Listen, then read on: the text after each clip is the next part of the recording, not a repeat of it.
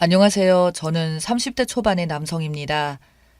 이 이야기를 어디서부터 시작해야 할지 지금도 고민입니다. 부끄럽지만 저는 살면서 여자를 사귀어 본 적이라고는 아내가 태어나서 처음입니다. 제 외모가 그렇게 여성들에게 매력적이지 못한지 학창시절 때부터 수줍음도 참 많았었고, 그로 인해 자신감도 많이 떨어져서 집에서 혼자 지내는 시간이 엄청 길었고, 어쩌다 보니 여자를 만나도 부끄러워서 말조차 한마디 제대로 못하던 저에게 그 당시에 아내는 하늘에서 내려온 날개 없는 천사 같은 여자였어요.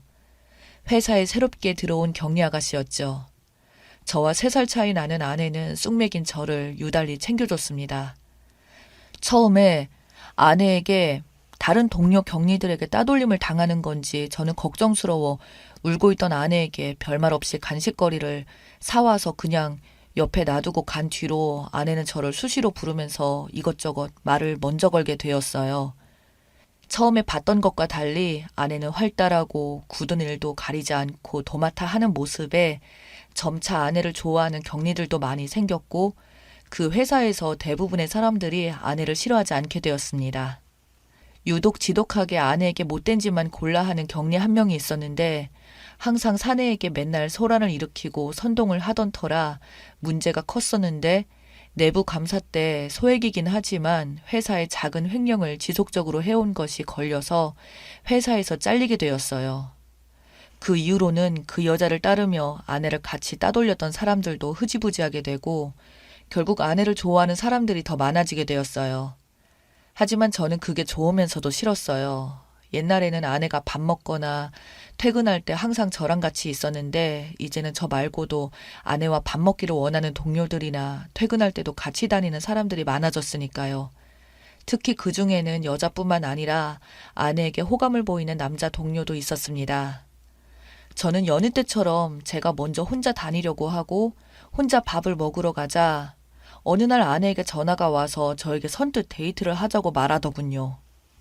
그러면서 그 데이트 날 아내는 진짜 너무한다고 표현을 하는데, 어떻게 된 게 최근 몇 달간 단 한 번도 나에게 데이트를 하면서 이 손을 한 번 잡지도 않냐는 말에 저는 내가 그렇게 하면 싫어할까봐 겁나서 못했다고 말했더니, 아내는 그럼 내가 싫은 게 아니라 좋은 거냐고 물으면서 정말 천사처럼 활짝 웃는 모습에 아내에게 완전히 푹 빠져버렸어요. 그때부터 아내랑 저는 커플이 되었고, 아내는 다른 사람들이 다가오면 저랑 사귄다며 직접적으로 먼저 말을 하고는 저랑 밥을 먹고 퇴근을 같이 하고, 이제는 퇴근 이후에도 서로 데이트를 자주 하며 지내는 사이가 되었어요. 아내는 시골집에서 태어나 서울로 상경한 여자였습니다. 서울에서 그리 멀지 않은 곳에 있던 시골이라 차를 타고 가면 그렇게 오래 걸리는 것은 아니었어요. 서울에 혼자서 살다 보니 일가 친척은 없고 주말이면 한 번씩 부모님을 뵈러 가는 것 말고는 집에서 할 일이 없던 아내는 고등학생 때부터 혼자 살았다고 하더군요. 저는 그래서 왜 그랬냐고 하니까 고등학교 다니는 것 때문에 엄마 친구 집에서 지내면서 엄마 아빠가 자주 왔다 갔다 했다고 말하길래 저는 그런가 보다 했습니다. 그래서 이제 저희는 데이트를 하던 것이 점점 아내의 집에서 데이트를 하게 되면서 한 번은 아내의 집에 들어가게 되니 그때부터는 반동거 비슷하게 주말이면 아내의 집에서 자는 게 너무나도 당연하게 되었습니다. 저는 나이 30 넘어서 처음으로 하는 연애가 제 삶을 너무나도 행복하게 하더군요. 정말 아내를 위해서라면 저는 뭐든지 다 해주고 싶었습니다.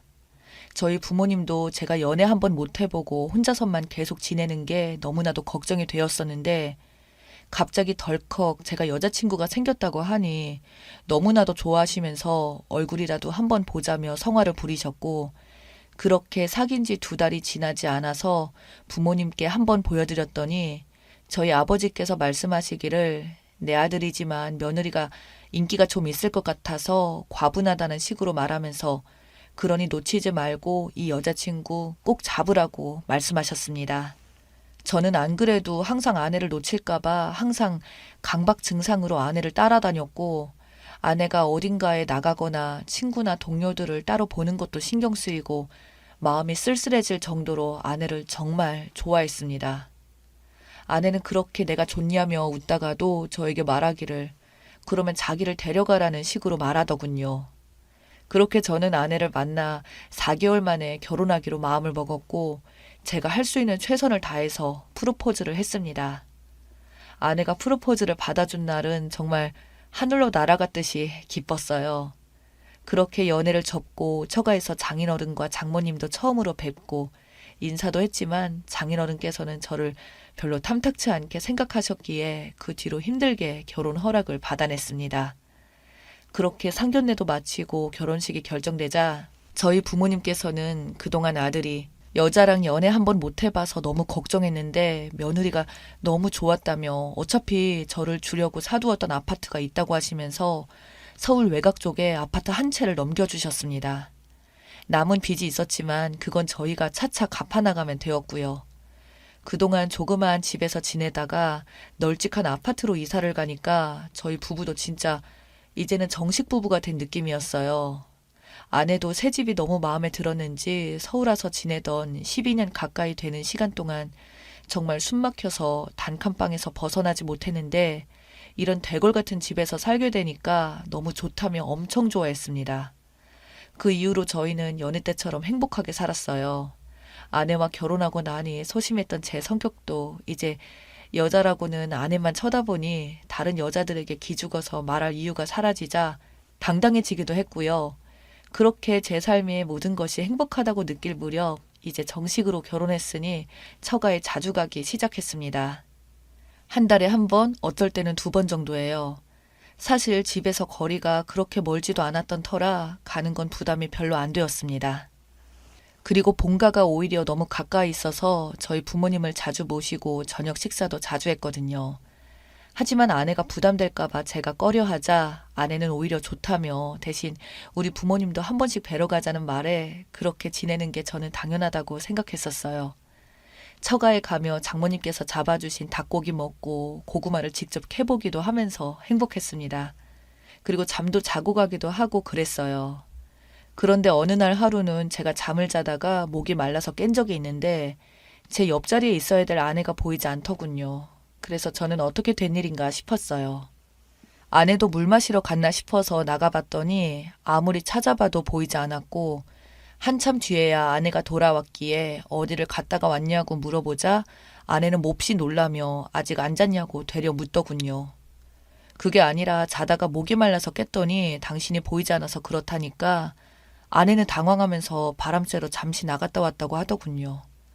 그렇기에는 밖을 나갈 옷차림이 아니었지만 아내가 더는 말하고 싶어 하지 않아서 그 이후로는 묻는 것도 그만뒀지만 뭔가 모르게 제 마음속에는 의심이 들기 시작했습니다.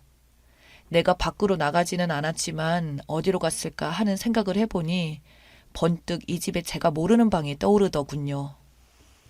바로 지하실이었습니다. 창고식으로 되어 있는 곳이었는데 농기구랑 쌓아놓는 곳이라며 아무렇지 않게 말하던 곳이었어요. 이 오밤중에 지하실을 내려갈 만한 이유가 무엇일까 싶었고 혹시 아닐 수도 있으니 일단 제 눈으로 확인하기 전까지는 어떠한 의심도 하지 말자며 일단 기다렸습니다. 다음번에 장인어른 집에 온 날 일부러 저는 자는 척을 하며 누워있자 아내는 제 얼굴 앞에 손을 들이밀며 작은 목소리로 저를 불러보더니 제가 자는 것을 확인하고서야 몰래 일어나 나가더군요. 그때부터 저는 심장이 두근거리기 시작했어요. 굳이 저한테 안 들키고 저렇게 나가려고 하고 그것도 제가 자는 것을 확인하고서야 나가는 게 무슨 의미인가 싶었고 저는 아내가 나가는 것을 뒤따라 나가자 밖에서 2명의 사람 목소리가 들리더군요. 한 명은 아내고 한 명은 놀랍게도 장모님이었습니다. 박서방은 확실히 자냐며 연신 되묻는 장모님의 목소리. 그러자 아내는 그 사람 잠들기 시작하면 흔들어도 잘 못 깨어나는 편이라고 말하고 둘은 그렇게 지하실로 내려가더군요. 그리고 지하실에 두꺼운 철문이 열리자 갑자기 안쪽에서 기괴한 소리를 내는 사람의 소리가 들려왔고 철문은 바로 닫히더군요. 저는 이걸 어쩔까 하다가 저는 그 문 앞에 서 있었습니다. 그리고 철문 가까이에 귀를 붙였더니 안에서는 알아들을 수 없는 사람 목소리가 들리기 시작하더군요. 저는 계속 어쩔까 고민하고 있는 순간 문이 갑자기 열리더니 아내가 저를 보며 소스라치게 놀라더군요. 그제서야 저는 철문에 감춰진 지하실 방안을 둘러볼 수가 있었는데 아니, 그곳에는 노숙자 같은 남자분이 덥수룩한 모습으로 그곳에 발이 묶인 채로 있었습니다. 그곳에는 침대도 있었고요. 누가 봐도 그 남자는 감금되어 있어 보였고 심지어 화장실을 제대로 갖춰지지 않아서 요강들이 보였고요. 제가 너무 놀라서 말을 더듬으며 뒷걸음질을 치자 아내와 장모는 자기들이 다 설명하겠다고 했지만 저는 너무 놀라서 후다닥 도망치며 경찰서로 바로 도망치려 했습니다.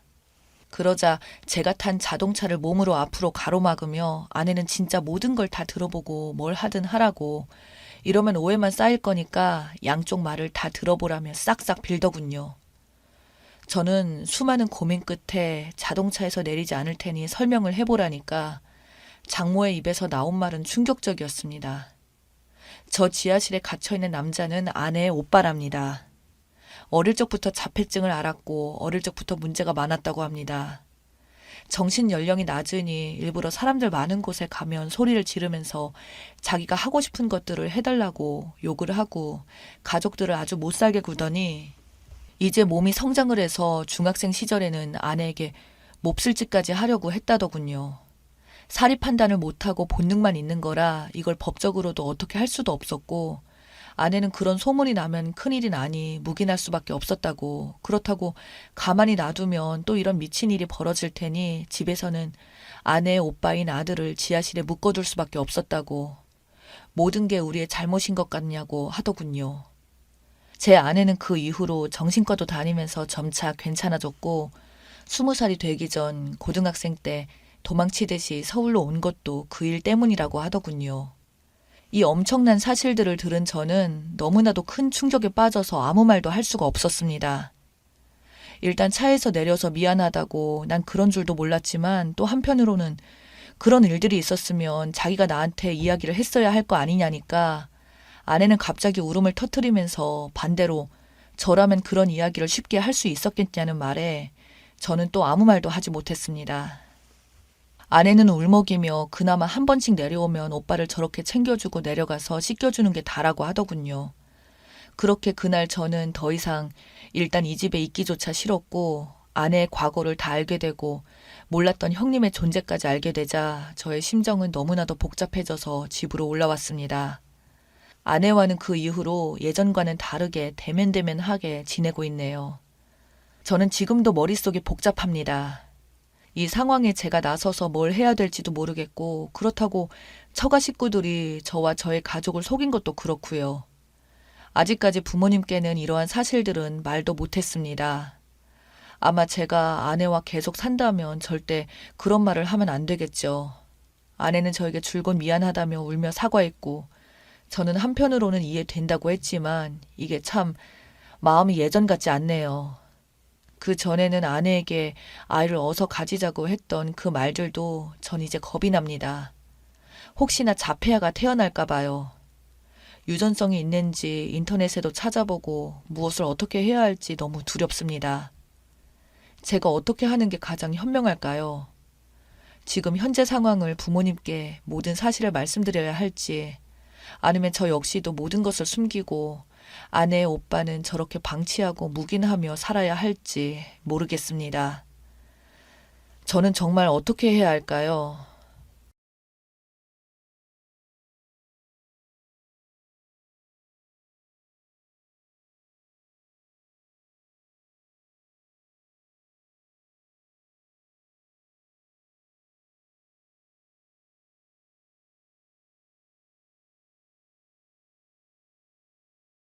안녕하세요. 저는 올해 36살이 된 여자입니다. 남편은 저보다 2살 많은 38살이고 남들과 비슷하게 은행 대출을 갚아가며 살고 있습니다. 저희 둘 다 직장 생활을 하고 있고요. 남편은 자동차 대리점에서 영업직을 하고 있고 저는 호텔에서 근무하고 있습니다. 월급은 둘이 비슷한데 남편 직업은 성과 비율이 커서 어떨 때는 전보다 많을 때도 있고 적을 때도 있고요. 평균적으로 보면 거의 비슷합니다. 남편의 월급 때문에 속상하고 그런 적은 없습니다. 결혼 전에 이미 다 알고 있었고요. 저도 직장이 있으니 돈은 함께 벌면 그만이다 생각했습니다. 다른 것을 떠나서 남편의 성격이 마음에 들었거든요. 성실하고 꾸준한 모습이 참 보기 좋았습니다. 제 주변이 특히 그런지는 모르겠지만 요즘은 한 가지를 꾸준히 하는 사람이 별로 없더라고요. 어느 정도 일을 하다 보면 회의감도 오기 마련인데 제 주변의 후배들만 봐도 조금만 힘들면 나가버리고 이거 했다가 저거 했다가 하는 사람들을 많이 봤었거든요. 근데 저희 남편은 엄청 성실했습니다. 대학교 졸업하고부터 바로 영업직을 시작했다고 했고 자동차도 좋아하고 사람도 좋아해서 그런지 하는 일에 대한 만족감도 컸던 것 같아요. 거기다가 책임감도 많고 섬세하기까지 해서 자동차를 구매한 손님 관리를 엄청 잘합니다. 구매 후에도 생일이며 자잘한 일도 챙기고요. 노트를 들고 다니면서 작은 것 하나까지 다 챙기더군요. 처음에는 남편의 그런 모습이 엄청 멋져 보였습니다. 그래서 더 쉽게 마음을 열게 된 것 같았네요. 사실 저희 남편을 소개받게 된 것도 직장 선배 언니가 저희 남편을 통해서 자동차를 구매하면서 엄청 괜찮은 남자가 있다고 전하고 만나보라고 그래서 만났고요.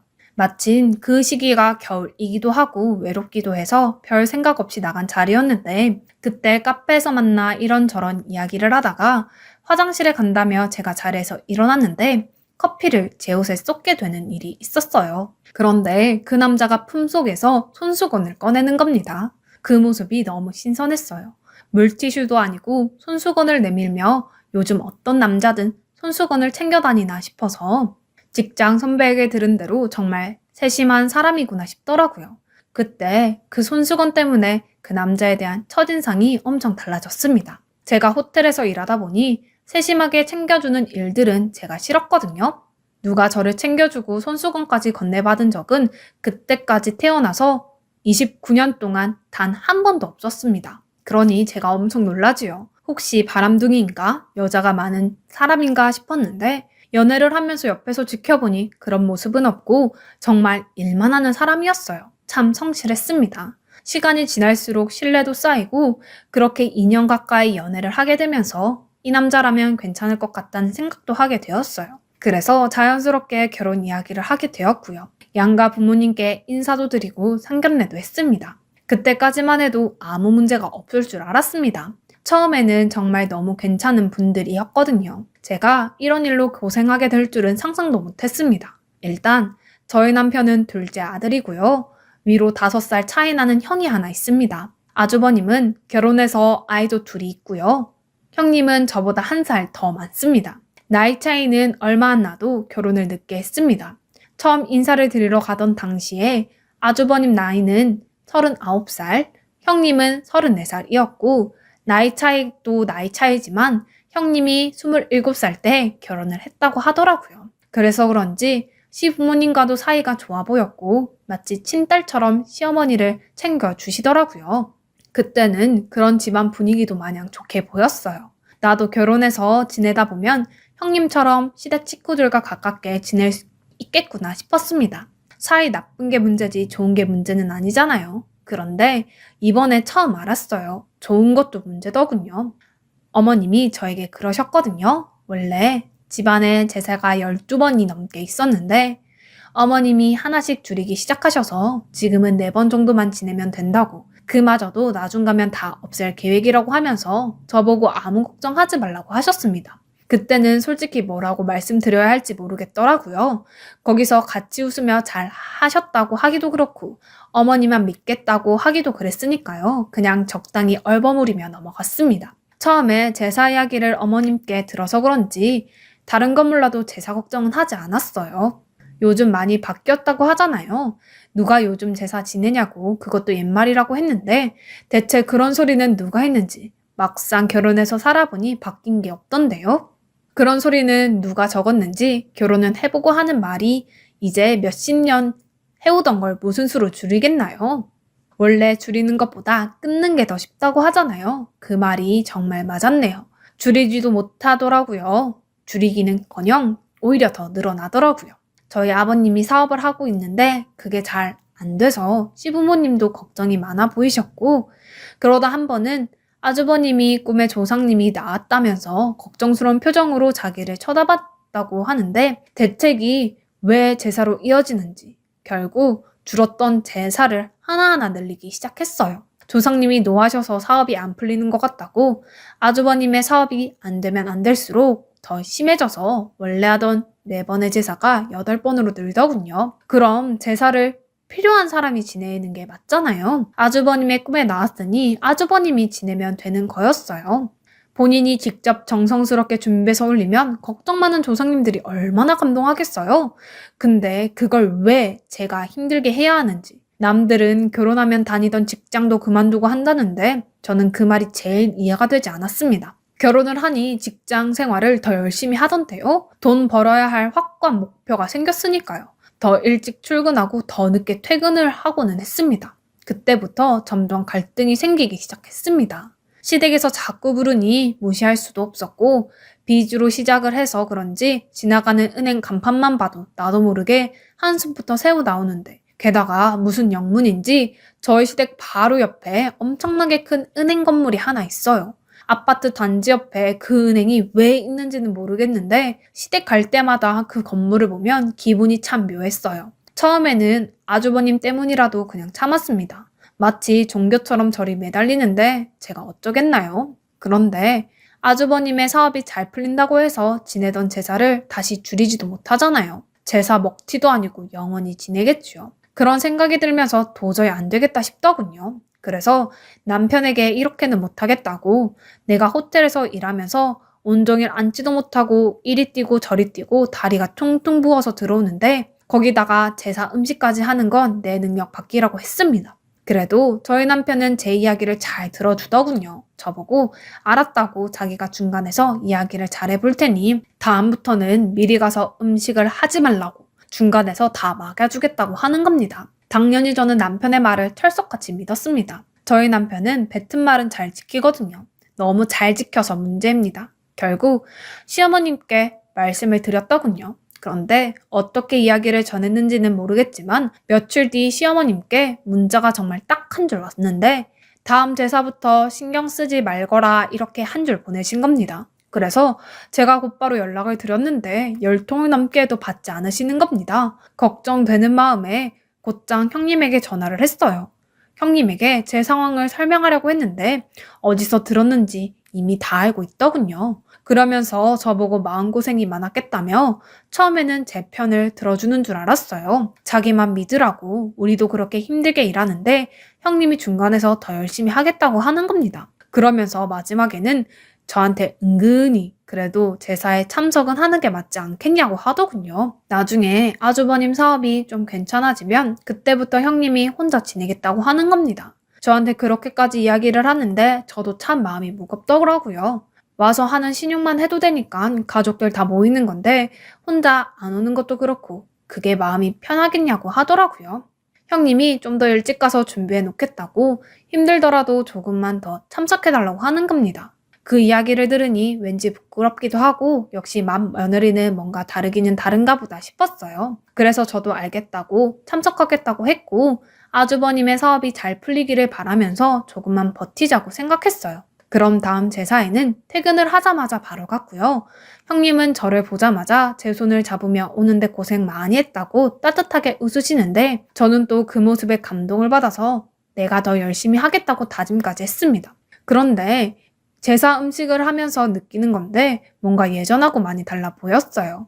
형님이 제 옆에서 이런 칭찬들을 해주시는데 이상하게 그 소리가 아프게 들렸습니다. 말에 가시가 있는 것 같았어요. 말끝마다 직장 생활하느라 고생이 많다며 직장에 다니기 힘들지 않냐 했어요. 그런데 옆에 계신 어머님의 표정이 점점 굳어가는 겁니다. 당연히 직장 생활이 좋겠지요. 그러다 결국 저에게 한 소리 하셨고요. 호텔에서 일하는 게 뭐 그리 대단한 일이냐고 그런 소리까지 다 하냐고 하셨습니다. 어른들 보시기에는 숙박업체에서 일하는 게 탐탁지 않으셨을 겁니다. 근데 제가 이 직업을 가지기 위해서 대학도 호텔 관련 학과를 나왔고 영어는 물론이고 중국어, 일본어까지 공부했고요. 최근에는 러시아어까지 배우고 있습니다. 외국 손님을 상대하는 게 쉬운 일은 아니니까요. 게다가 요즘 시기가 시기인지라 손님도 반에 반토막으로 줄어버려서 직원들도 절반 이상은 무급, 휴직인 상황인데 거기서 버티려고 제가 얼마나 노력을 했을까요? 밀려나지 않으려고 더 악착같이 기다렸거든요. 그때 큰 소리를 듣는데 너무 서러웠어요.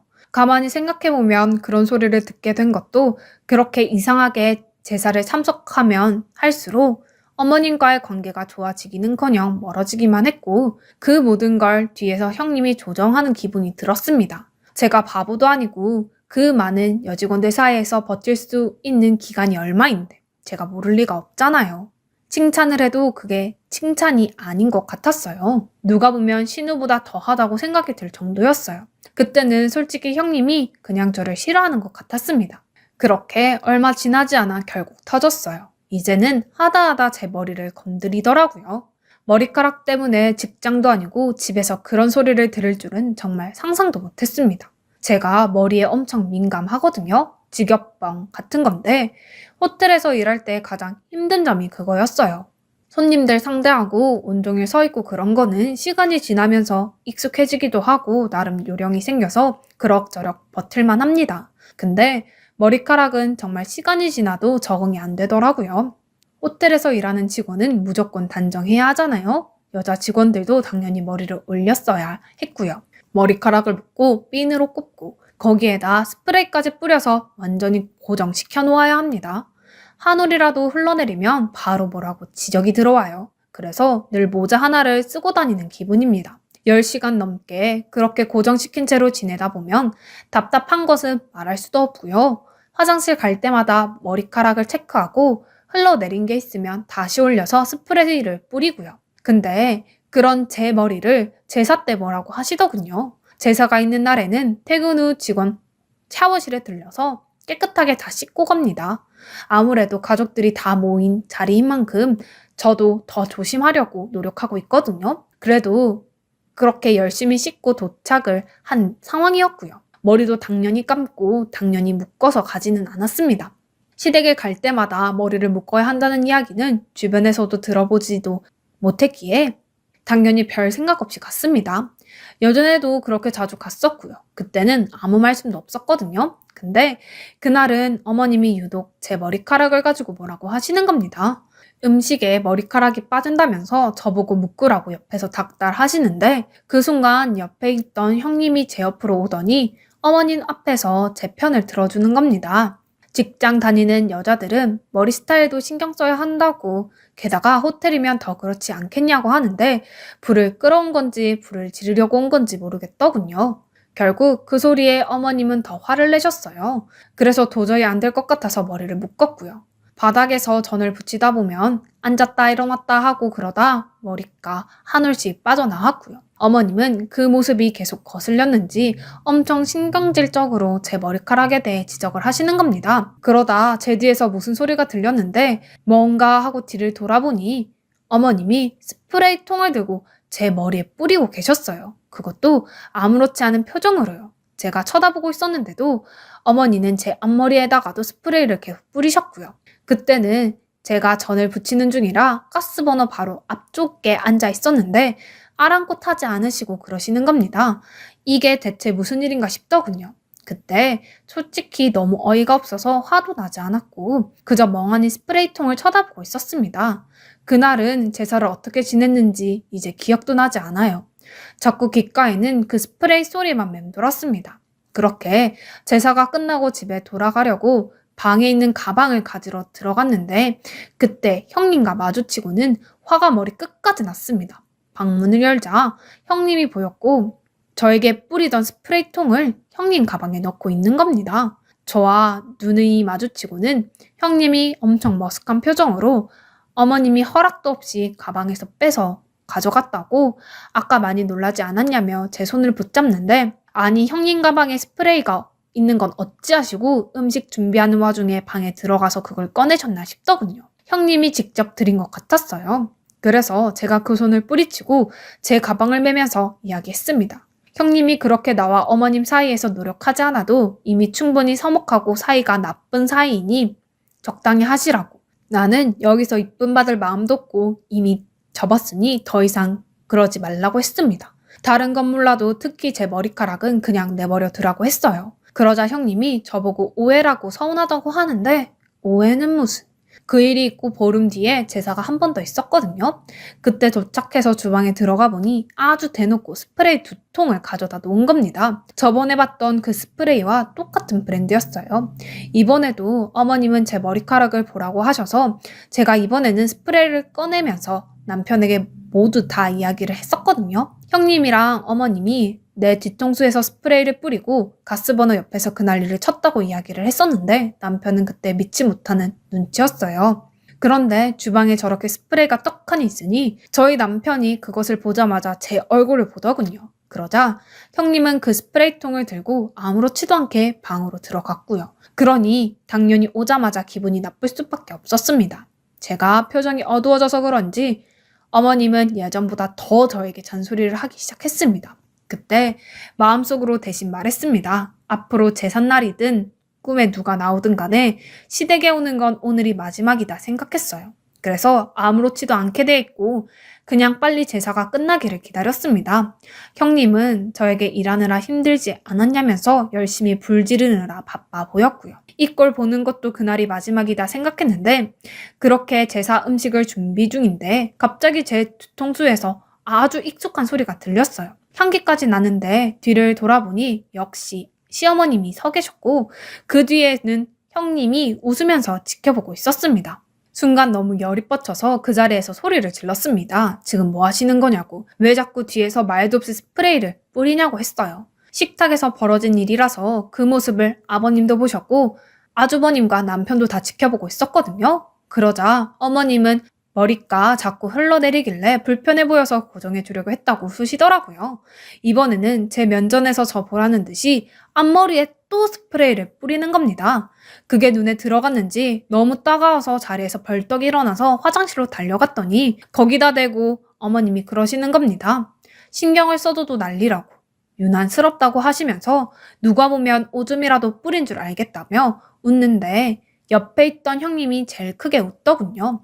그러자 거실에 있던 아주버님도 웃기 시작했고 아버님도 같이 웃으셨어요. 세 남자가 소파에 앉아서 아주 즐거워 보이더군요. 저는 화장실에 가서 찬물로 세수를 하고 나왔어요. 냉수 마찰을 하면서 한 번에 갈아야 된다고 하던데 나와서 그거를 보고 있자니 속이 뒤집히더라고요. 그래서 곧장 어머님이 들고 계신 스프레이통을 뺏어서 들었습니다. 그리고 방에 들어가서 형님 가방에서 스프레이 한 통을 더 들고 왔고요. 제가 어찌 감히 어머님이나 형님에게 뿌리겠나요? 고정시키는 것을 좋아하는 시댁 사람들을 위해서 저는 곧바로 한 바구니 가득 담아놓은 다용도실로 다가갔습니다.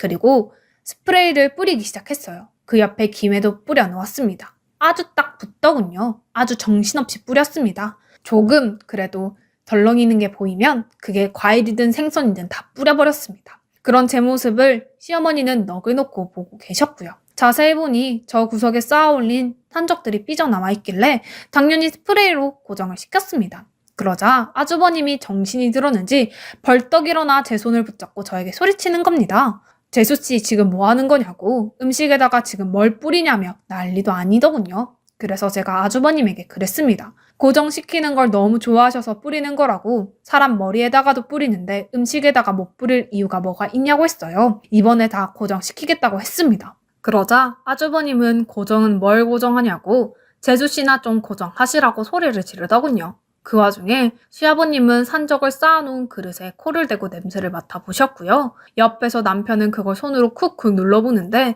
그 모습도 참 어이가 없었습니다. 그렇게 스프레이 2통을 싹 다 뿌려버리고는 구석에서 지켜보고 있는 형님에게 다가갔어요. 다음 제사부터는 스프레이를 넉넉히 가지고 오라고, 5통은 있어야 골고루 뿌릴 수 있을 것 같다고 했습니다. 아니면 직접 제가 챙겨오겠다고 했고요. 어머님이 저보고 제사에 나타나지도 말라고 당장 나가라고 소리를 지르길래 일초의 망설임 없이 그렇게 하겠다고 이야기하고는 곧장 짐을 싸서 나와버렸습니다. 남편은 따라오지도 않더군요. 사실 기다릴 마음도 없었습니다. 저도 운전을 할 줄 아니까 그냥 내가 차를 몰고 집으로 와버렸습니다. 그런데 남편이 와서는 그날 저녁 저보고 너가 심했다고, 아무리 그래도 제사 음식이 있는데 부모님이 많이 놀라셨다고 하길래 그게 뭐 그리 놀랄 일이냐고, 음식에 뿌리는 건 안 되고 내 눈에 뿌리는 건 괜찮냐고 따져 물었습니다. 제사는 이제 마지막이라고 했습니다.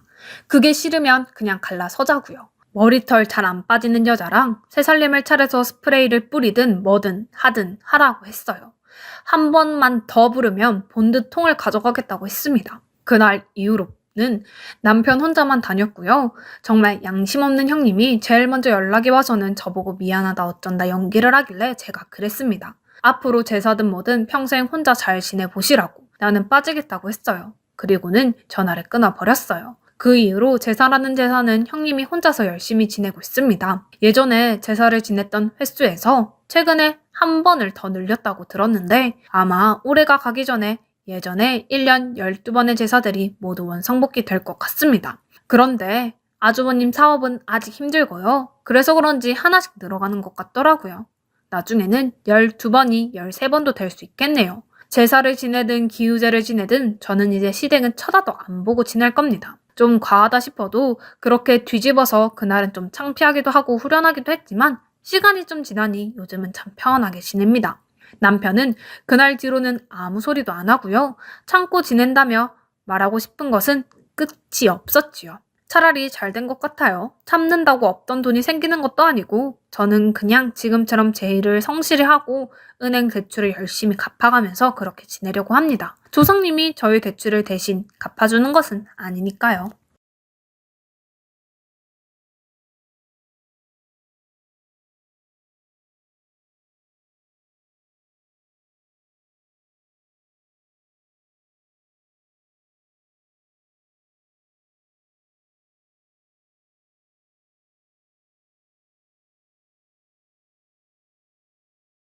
안녕하세요. 다들 김장해 보셨나요?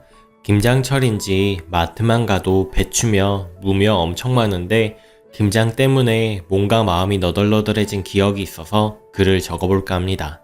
진짜 생각을 곱씹어봐도 기가 막힌 이야기입니다. 저는 20대 중반의 새댁입니다. 시댁에 가서 김장하는 것은 판에서만 보던 이야기인 줄 알았는데 결혼하고 첫 김장을 해야 한다며 시어머니가 전화가 와서는 오라고 하더라고요. 원래 시댁은 김장 안 하고 사서 먹는 걸로 알고 있습니다. 결혼하기 전에 남편이랑 갔던 식당의 김치가 맛있어서 이야기를 하던 중 어떤 김치를 좋아하냐 그런 이야기를 한 적이 있거든요. 제가 예전에 이모네서 김장하는 날 얻어먹은 수육이랑 김치 먹고 싶다고 하니 남편이 자기는 집에서 김장한 적이 없어서 그런 문화를 잘 모르고 수육 삶아서 김치랑 한번 먹어보고 싶다고 그런 이야기를 한 적이 있어서 알고 있습니다. 제가 결혼하고 그의 김장철에 갑자기 앞으로는 우리도 김장해서 먹자고 선언을 하시더라고요. 가족끼리 모여서 김장하고 수육도 먹고 그런 집 보면 항상 부러웠다며 아무래도 사 먹는 것보단 직접 하는 게 훨씬 건강한 것이라며 신이 나서 이야기를 하시더라고요. 부릴 수 있는 일꾼이 생겼다고 생각하신 건지 결혼하자마자 그렇게 말씀하시는 것에 대해 며느리 입장에서는 걱정도 덜컥되고 솔직히 시어머니의 의도가 다분히 보이더라고요. 하지만 남편은 눈치가 정말 없어서 저의 마음이나 이런 분위기를 전혀 눈치 못 채고 드디어 수육에 김장김치 맛있게 먹을 수 있겠다며 혼자서 신났더라고요. 결혼 초이기도 하고 저 혼자 다 보이는 어머님의 의도를 섣불리 말하기도 뭐해서 그냥 혼자 좋아하게 내버려 두었죠. 시어머니가 김장 일주일 전에 전화가 와서 네 남편은 할 줄 아는 것도 없고 쓸모 없으니 괜히 달고 오지 말고 너만 오라고. 그놈은 아무짝에도 쓸모 없다고 말을 하시더라고요. 시어머니의 특징인데 늘 말로는 남편 이야기를 할 때 걔는 쓸모없다, 할 줄 아는 거 없다, 덩치만 큰 애다, 네가 고생이다, 너 만나서 참 복이다라며 말로는 그러시는데 늘 속뜻은 따로 있는 거 다 알고 있습니다. 그런 이야기를 하시면서 아들은 전혀 안 시키십니다. 남편이 데이트할 때는 펜션 놀러가서 볶음밥도 해주고 했는데 결혼하고 나서는 일절 요리를 안 하거든요. 자기는 못한다고 할 줄 모른다고 하고 대신 설거지는 잘하지만요. 어느 순간 그게 제가 좀 불만이라서 아무래도 같이 요리하는 친구들 보면 부럽고 행복해 보이더라고요. 그래서 어머님께 넋두리 한 적이 있거든요.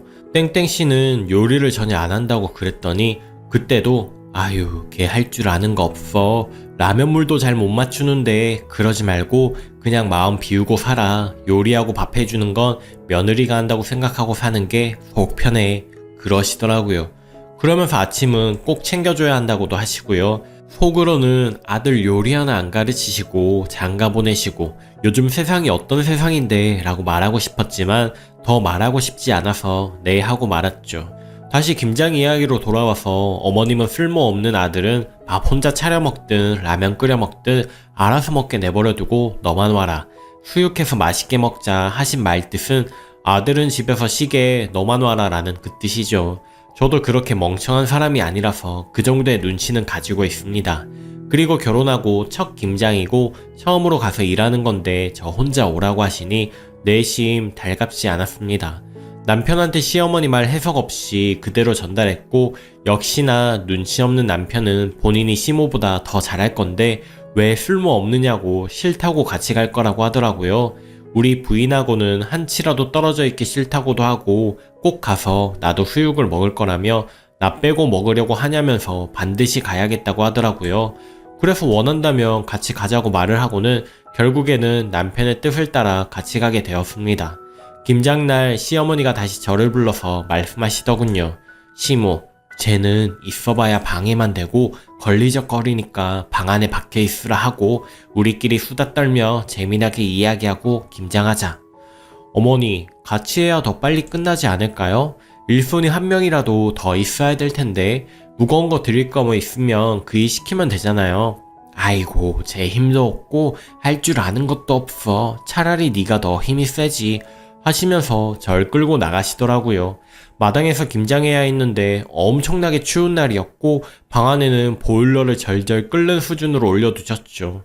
아무것도 모르는 남편이 우리 쪽으로 오길래 시어머니 앞에서 내가 당신은 그냥 방해하지 말고 방에 있으라 말하고 시어머니는 그 말을 듣고 흐뭇해 하시더라고요.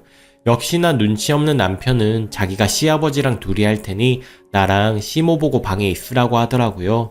왜 자꾸 남자들은 쓸모없다 하냐고 남자들이 마음먹으면 더 잘하는 거 보여주겠다며 세상이 바뀌었는데 남자들도 김장할 줄 알아야 한다며 여자들은 몸 차가우면 안 되니 둘이 들어가라고 계속 옆에서 말을 하더라고요. 우리 부인 좀 있으면 아기도 가져야 하는 몸인데 추위도 많이 타고 밖에서 무리하면 안 된다고 하니 시어머니는 그 말을 듣고 표정이 딱 굳어서 들어가라고 다시 말하더라고요. 눈치 없는 남편은 우리가 더 잘할 테니 계속 저랑 시어머니 보고 들어가라고 하더라고요. 시모도 고집을 꺾을 수 없다는 것을 느꼈는지 그럼 넷이 후딱 끝내자고 체념하시며 말하더라고요. 시어머니가 고무장갑이랑 의자랑 대야랑 딱 2자리만 준비해 두셨는데 한 자리 시아버지 앉고 한 자리 신랑이 차지했습니다. 신랑이 저보고 잔심부름 해달라기에 이거 가져와 저거 가져와 물 좀 먹여줘 이런 것들만 했습니다. 힘쓰고 힘든 것은 시아버지랑 신랑이 하고 양념에 묻히고 하는 것들은 시어머니랑 신랑이 하고 저는 진짜 애들이 하는 것처럼 잠심부름만 했습니다. 어머님은 계속 남편한테 네가 뭘 할 줄 아냐며 며느리랑 자리 바꾸라고 이야기를 했지만 남편이 말을 듣지 않았죠. 시어머니는 시아버지가 고된 일을 하는 건 신경도 안 쓰시고 오히려 열심히 시키시는데 신랑이 일하는 건 안타까우신지 계속 발 동동 구르며 내가 너 이러라고 부르는 거 아닌데 추울 텐데 괜찮으냐고 걱정을 엄청나게 많이 하시더라고요. 본인 계획대로 안 되셔서 당황하셨는지 본심이 저절로 막 나오시는 거죠. 저를 이 추운데 와서 고생시키려고 했는데 남편이 대신하니까 안타까워하는 그 시어머니 속내가 너무 보여서 기가 막히기도 하고 속이 시원하더라고요. 신랑은 그러게 얼마나 다행이냐며 엄마가 며느리 엄청나게 아끼는 거 동네 사람들 다 아는데 본인 안 왔으면 며느리 고생하고 큰일 날 뻔했으니 다행이지 않느냐고 나 잘 왔지? 나 예쁘지? 하면서 시어머니 속을 긁어 놓더라고요. 남편은 눈치가 진짜 없어서 평소 시어머니가 아들 별로다, 며느리가 최고다라는 말씀을 다 굳게 믿었던 거죠. 결국 김장 다 하고 수육 삶았는데 동네 사람들 놀러와서 좀 나눠주느라 고기가 많이 부족하더라고요. 신랑이 그거 보고 뭐냐고 누구 코에 붙이느냐고 하면서 사와야 하나 그러고 있는 찰나에 시어머니가 충분하다고 하면서 제 귀에 황당한 얘기를 하더라고요. 며느리야, 우리는 김장하면서 김치를 많이 먹어서 고기 안 먹어도 되지? 네?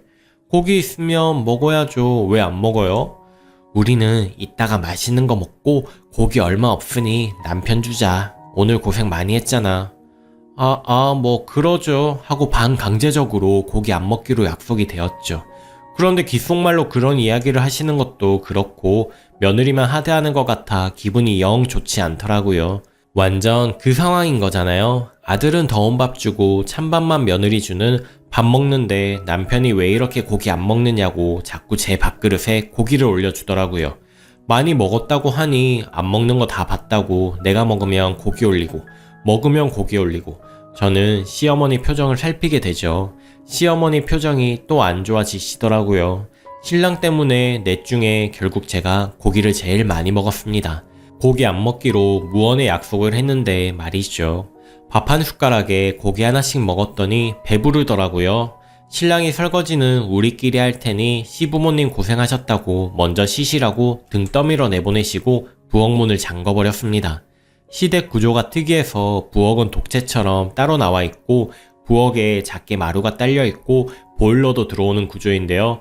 신랑이 오늘날 추운데 고생했다고 여자는 하체가 따뜻해야 하니 엉덩이 대고 앉아서 쉬라고 아직 배고프다고 설거지만 끝내고 탕수육 사달라 하고 설거지를 하더라고요. 끝나고 나니 시어머니가 싸늘한 표정으로 하시는 말씀이 신랑 설거지 다 시킨 거 아니지? 우리 며느리는 착해서 안 그러지? 라고 운을 띄우시더라고요. 밖에서 저희 이야기 들으셨는지 어쨌는지 아들이 손에 물 묻히고 고생했을까봐 안절부절 하시는 표정이 참 뭐랄까 마음이 좋진 않았습니다. 결국 저보고 다 했으면 좋겠다는 뜻인 거잖아요.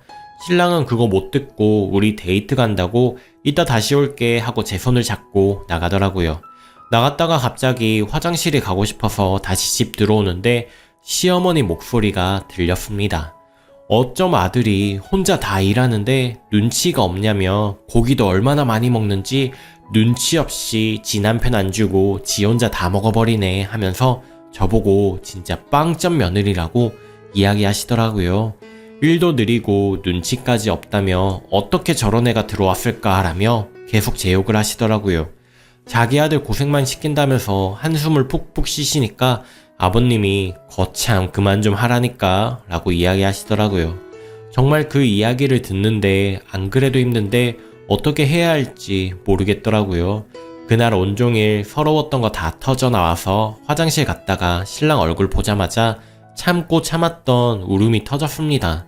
26살 어린 나이기도 했고 나도 친정에서 엄마가 애지중지 키운 딸이라 살면서 김장 한번 안 해봤는데 옆에서 수육 얻어먹고 놀기만 한 게 다일 정도로 친정에서는 소중한 딸인데 나중에 엄마 없을 때 많이 하고 엄마 살아있을 땐 엄마가 해주고 싶다고 너 김장하는 거 싫다고 단호하게 엄마는 친구분들이랑만 하시고 절대 못하게 하셨죠.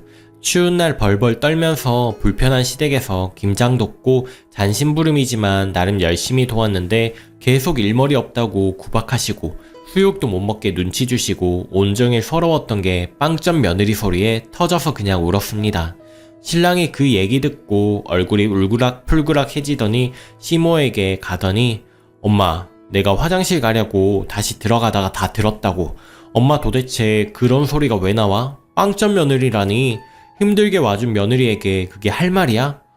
내가 틀린 말 했니? 내가 그렇게 눈치 주고 했는데 먹는 거 혼자 다 먹고 너한테 다 시키더라. 넌 그렇게 잡혀 살 거냐?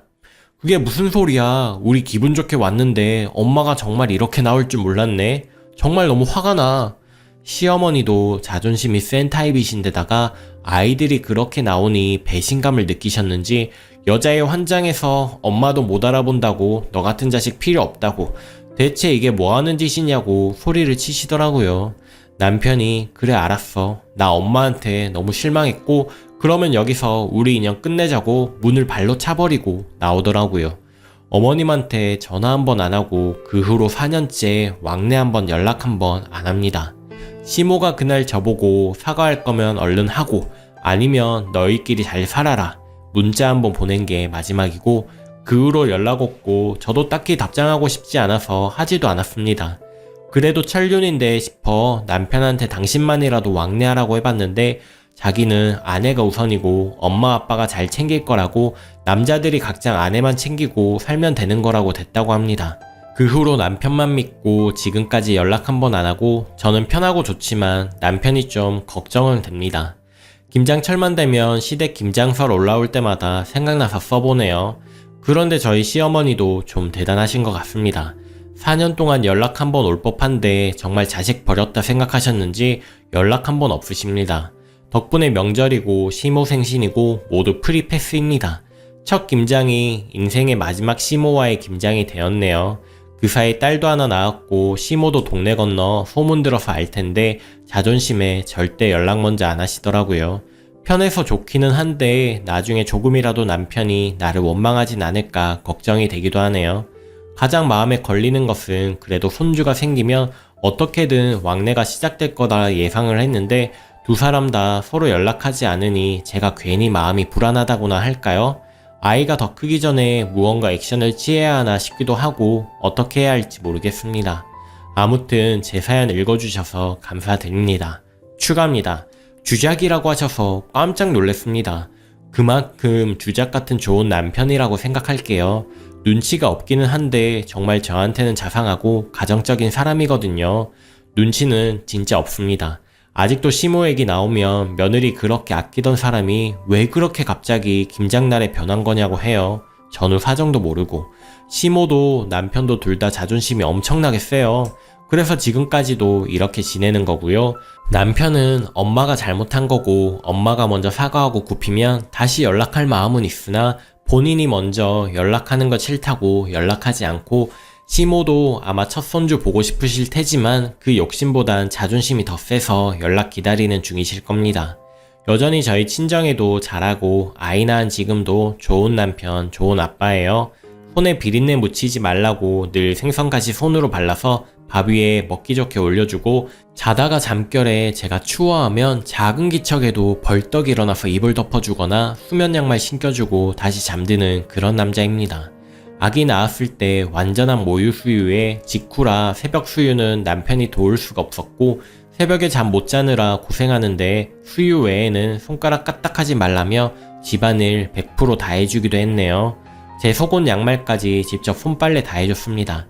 자작 같다고 저런 남편이 어디 있느냐는 댓글에 기분 좋아서 잠깐 자랑 좀 했습니다. 그런 좋은 남편이라 물론 제 잘못은 아니지만 제가 원인이 되어 엄마랑 인연 끊게 된 게 괜히 미안해지고 신경이 쓰입니다. 어차피 저는 이렇게 된 거 다시 왕래해봤자 미운 털 단단히 박히고 관계 맺기 어렵겠지만 남편은 아무리 믿고 잘못했어도 자식이라 괜찮을 테니 남편만이라도 연락하고 지내야 하지 않나 싶어서 남편도 고집이 세서 한번 시모가 먼저 굽히기 전까지 연락 안 한다 정했으면 그대로 하는 사람이고 시모도 마찬가지라 다른 방법이 없을까 해서 여쭤보기도 할 겸 남편 자랑도 조금 할 겸 쓴 글인데 자작이라는 댓글들만 너무 많아서 당황했습니다. 자작이라 생각되시면 그냥 자작이라 생각하시되 그래도 만약 사실이라면 둘이 화해시킬 방법이 뭐가 있을까 생각나시는 아이디가 있다면 적어주시면 좋겠습니다. 남편 칭찬해주셔서 너무 감사드리고 다들 좋은 배우자 만나서 행복한 결혼 생활을 하세요. 댓글입니다. 와, 남편 1000점 만점짜리네. 눈치가 없는 게 아닐 거예요. 하는 거 보면 고민 척하는 여우거든요. 아주 똑똑한 여우. 설거지할 때문에 문 잠그고 순이 쉬게 한 거 보면 다 알고 있었던 겁니다. 모르는 척 돕다가 아내가 상처받은 걸 안 순간 엄마랑 한판 한 것 같습니다. 유니콘 같은 남편이네요. 매력이 쩔어요. 댓글이 뭘 다시 화해해요. 사람 바뀌지 않아요. 오히려 당신 같은 며느리 봐서 아들이랑 연 끊어놨다고 개거품 물고 난리칠걸요. 왜 굳이 힘든 가시밭길을 가려고 하세요. 좋은 남편 만났으니 남편 등 뒤에 숨으세요. 남편이 알아서 하겠죠. 오늘의 사연은 여기까지입니다. 여러분은 어떻게 생각하시나요? 언제나 들어주시는 시청자 여러분들 감사드리고 행복하시길 바랄게요.